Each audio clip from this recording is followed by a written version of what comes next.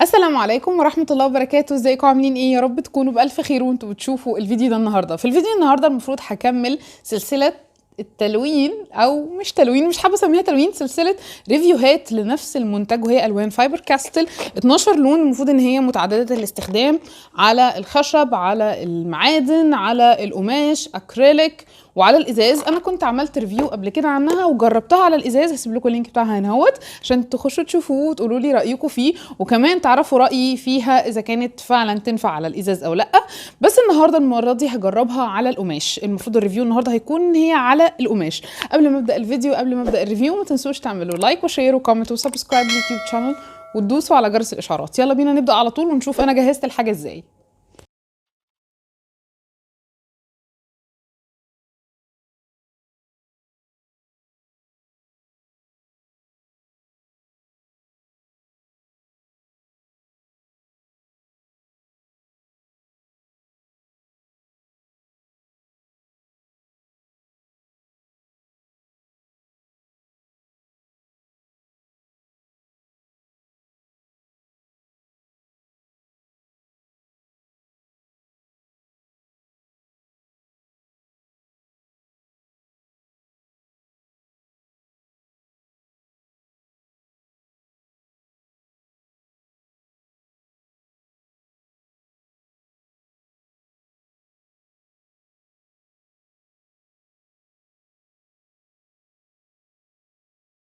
اوكي، زي ما انتم شايفين دي الادوات بتاعتي، التيشيرت اللي انا هشتغل عليه، وكمان الستنسل على رسمة فراشة. انا بصراحة حبيت الشكل فقررت ان انا اجيبه، وكمان سبونج عشان اقدر اوزع الالوان على التيشيرت والالوان طبعا نفسها.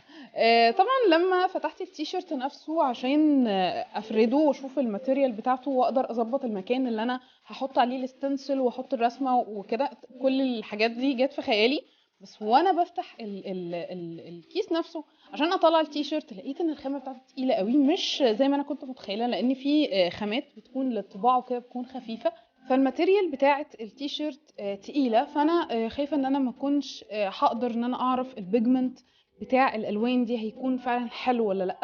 المهم بعد ما فتحت الورقه بتاعه الستنسل عشان احطها، بعد ما ظبطت المكان اللي هحطها فيها على التيشيرت، اكتشفت ان الستنسل مش بيتلزق، ودي حاجه بصراحه ضايقتني، لان انا ساعه لما رحت المكان، بغض النظر عن المكان هنا في بورسعيد، اكيد لو انا قلت الناس هتعرفه، بس انا مش حابه ان انا اجيب سيره اي حاجه. المهم ان انا لما رحت اتقال لي ان ده ستنسل وان ده بيتلزق و فلما فتحته، وطبعا انا كنت شاريه من فتره مش من قريب عشان اقدر ارجعه، فلما فتحته اكتشفت ان هو مش ستنسل يعتبر، ده هو بلاستيك ومتفرغ بالرسومات دي، هو مش ستنسل خالص. فعلى الاقل كان لازم يعرفوني ان هو مش ستنسل، لان انا محتاجاه بطريقه معينه.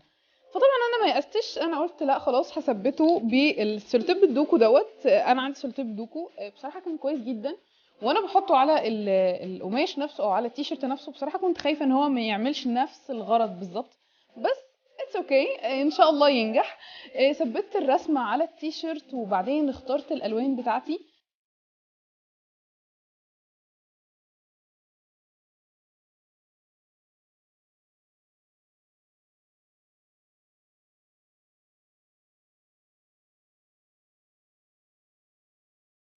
طلعت الالوان وبعدين قعدت افكر، قلت السبونج دي مش هتنفع معايا خالص. اولا البرطمان صغير جدا، ومستحيل مستحيل اقدر استخدم السبونج حتى لو قصيتها حاجه بسيطه، مش هقدر ان انا انجز. فانا بصراحه كمان عمري ما رسمت على قماش، اول مره في حياتي استخدم الوان على القماش.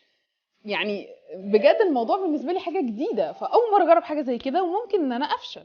فقررت ان انا استخدم الفرشه اللي انا جربتها برضو لما رسمت على الازاز. قررت ان انا استخدم الفرشه لان دي تعتبر اكبر فرشه عندي في الوقت الحالي، فجبتها وقلت ان انا الون لون لون واحط لون لون ورا بعض. فهسيبكم مع التلوين نفسه عشان بصراحه انا كنت مستمتعه جدا جدا جدا في التلوين. فهسيبكم مع التلوين وبعدين هرجع لكم تاني.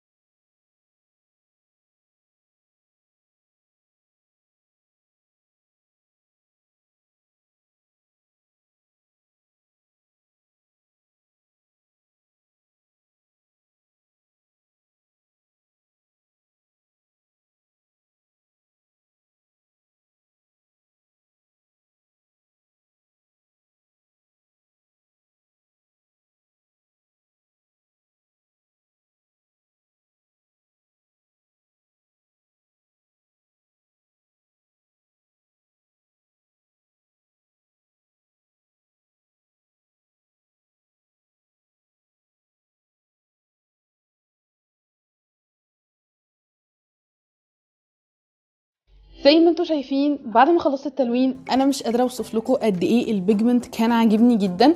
انا بصراحه حطيت بزياده، البيجمنت كان عاجبني جدا جدا جدا. كنت خايفه طبعا زي ما قلت لكم ان هو بسبب ان الماتيريال تقيله، زي ما قلت في اول الفيديو ان الماتيريال تقيله، فكنت خايفه ان انا ما اقدرش ان انا ابين البيجمنت بتاع الالوان. بس بصراحه تحفه رهيبه حلوه جدا، غير لما حصل على الالوان الازاز. المهم قررت بقى ان انا اشيل الستنسل. السلوتيب الدوكو كان كويس جدا جدا، انا خفت ان هو يوبر التيشيرت نفسه او يعمل اي حاجه، بصراحه كان ممتاز وانا بشيل البلاستيك من على الرسمه بعد ما خلصت، وبعدين عجبتني بصراحه جدا. دلوقتي المفروض ان انا هسيب التيشيرت ده ينشف تقريبا 4 ساعات وهرجع له تاني، لان انا كنت قريت ان هو اقل مده تقريبا ممكن اي الوان على القماش كاي ماركه اقل حاجه ان هي تقعد 4 ساعات وبعدين ارجع لها تاني. زي ما انتوا شايفين انا بعد 4 ساعات سبت التيشيرت ينشف 4 ساعات، جبت منديل وحطيته على اللون نفسه او على الرسمه نفسها، عشان دي انسب طريقه هقدر اعرف اذا كانت الالوان نشفت ولا لا. ففعلا كانت الالوان نشفت تماما تماما تماما. بعدين انا بقى المفروض ان انا حاطه زي كرتون، اللي هي كرتون دي على فكره اللي جت مع التيشيرت نفسه انا استخدمتها، وحطيتها تحت التيشيرت عشان خفت ان هو ممكن يطبع. وفعلا الموضوع كان فعلا زي ما انا خفت، خدت وقت كبير جدا جدا جدا في ان انا اشيل الكرتون دي. بصراحة الكرتون نفسه خفيف جدا، خفيف جدا جدا جدا، مش حاجة ينفع ان انا اسند عليها. انا بصراحة ما جربتش قبل كده ان انا الون على القماش، فمش عارفة الفكرة ازاي، بس يعني هي في اماكن واماكن. وكان كمان بالذات المكان بتاع الاورنج والاصفر انا كنت متقله فيهم قوي، فطبعا نشفوا جامد. المهم ان انا شلته يعني شلت الكرتون دي من التيشيرت، وفي الاخر ده كان الشكل بتاعه. بصراحة أنا مبهورة، يعني هي حلوة جدا. وبعدين تحس إن زي ما يكون كده زي الجاهز، في حاجة مرسومة، في حاجة مطبوعة، مدياني نفس الإفكت بصراحة بالظبط. أنا متخيلتش إن الألوان دي هتطلع حلوة قوي قوي قوي كده بالمنظر دوت. ولو انتوا عايزين تشوفوا التيشيرت عامل ازاي هسيب لكم الانستجرام بتاعي، ادخلوا على الانستجرام، هنزل صورة يوم لما انزل الفيديو دوت وانا لابسة التيشيرت نفسه. اتمنى اكون فدتكم في الفيديو النهارده، وجربنا الالوان على القماش بصراحه اكسلنت، يعني حلوه جدا. مش عارفه لو انا غسلت التيشيرت الالوان هتروح ولا لا، فانا حابه ان انا اعمل موضوع ان انا اغسله ده في فيديو تاني خالص. ولو انتوا عايزين ان انا اعمل اي فيديوز تانية، لو انتوا وصلتوا لحد اخر الفيديو ما تنسوش تقولوا لي في الكومنتس تحت اي حاجه انتوا حابين ان انا اجربها، الوان، اقلام، او اي شيء تاني خالص موجود في الدنيا قولوا لي عشان نجربه مع بعض. ما تنسوش تعملوا لايك وشير وكومنت وسبسكرايب لليوتيوب شانل، وتدوسوا على جرس الاشعارات. اشوفكم على خير ان شاء الله في الفيديو اللي جاي. باي باي.